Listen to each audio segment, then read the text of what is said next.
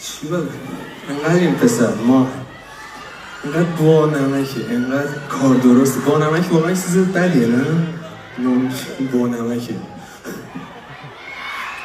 انقدر حرفه‌ای، کار بلد. من قبل اوایل که کاراتو شروع، یعنی کاراتو میدیدم اولاش مثلا هیچ استعدادیه، بعدم فهمیدم چه پروفسوری هستی، یعنی چقدر مطالعه داری، چقدر این کاری و افتخار میکنم به وجودت توی هنر این مملکت. واقعا از تمیم قلبم دوست دارم. اون صمیمه. کل سلام، افتخار یه بازیگر درجه یک دوست داشتنی خفن که من خودم عاشقشم، به افتخار نیما شعبان‌نژاد.